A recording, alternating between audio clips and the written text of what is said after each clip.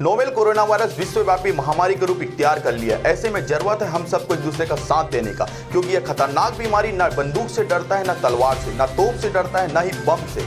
ये डरता है तो सिर्फ अकेलेपन से, और इसकी ताकत भीड़ भाड़ में और भी ज्यादा बढ़ जाती है। इसलिए आप सबसे अपील है, कृपया घरों में रहे और घर में रहकर जाबाज सैनिक की तरह इस खतरनाक बीमारी को लड़ने में शासन प्रशासन की मदद करें। धन्यवाद।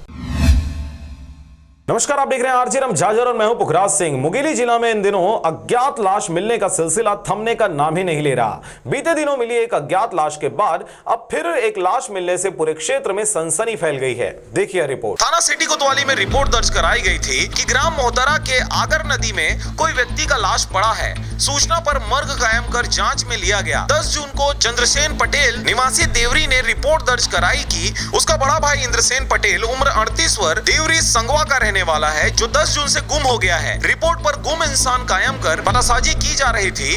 हत्या होना संभावित होने से प्रकरण में अज्ञात आरोपियों के पतासाजी के लिए पुलिस अधीक्षक के निर्देशन में अतिरिक्त पुलिस अधीक्षक एवं एसडीओपी मुंगेली के मार्गदर्शन में टीम बनाई गई तथा मुखबिर लगाए गए। घटना स्थल एवं आसपास से साक्ष्य एकत्र कर संदेहियों की तलाशी करने टीम द्वारा लगातार मेहनत कर गुम इंसान के मोबाइल का डिटेल साइबर सेल से प्राप्त कर प्रकरण के संदेही कार्तिक राम पटेल उम्र 27 वर्ष सुरदा थाना सिटी कोतवाली मुंगेली को हिरासत में लेकर कड़ाई से पूछताछ की गई। उसके द्वारा जादू टोना के शक पर 10 जून की रात्रि गुम इंसान मृतक इंद्रसेन पटेल को फोन कर मरघट के पास बुलाया और पास में रखे टंगिया से मृतक के सिर में वार करने एवं चाकू से वार करने से उसकी मृत्यु हो गई। इसके बाद आरोपी द्वारा शव को छुपाने के लिए हाथ पैर में रस्सी बांधकर पास के ही बहती आगर नदी के पानी में फेंक कर वापस घर आ गया। आरोपी के बताए स्थान से घटना में प्रयुक्त टंगिया एवं चाकू को जब्त किया गया तथा मृतक के मोटरसाइकिल को आरोपी के निशानदेही पर थाना कुंडा के हदकुंडी गांव के आगे गन्ना के खेत में जब्त किया गया।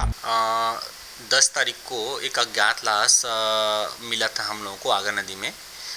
उसके बाद से हम लोगों ने उसका हाथ पैर पूरा बंधा हुआ था, जिससे हम लोग को शुरू से ही हत्या का मामला समझकर उसको गंभीरता से जांच कर रहे थे। इसी बीच में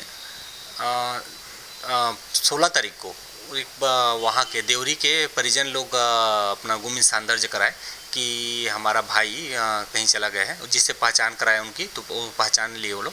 फिर उसके बाद हम लोग लगातार उसकी तहकीकात कर रहे थे। टीम बनाई भी गई थी और हम लोग ने सीडीआर भी निकाला, जिसमें लास्ट लोकेशन एक उस गांव के ही एक व्यक्ति का था जो रात को 12 बजे का था। तो उसके बाद हम लोग ने उसको कड़ाई से पूछताछ किया, लाया, तो उसने फिर अपना जुर्म स्वीकार किया और उसने बताया कि जो मृतक है वो एक बैगा किस्म का है, झाड़ फूँक करता है और झाड़ फूँक के द्वारा खुद उसे और उसके पिताजी को लगातार बीमार करता है, जिसके कारण से उसको मारने की उसकी नियत हो गई थी।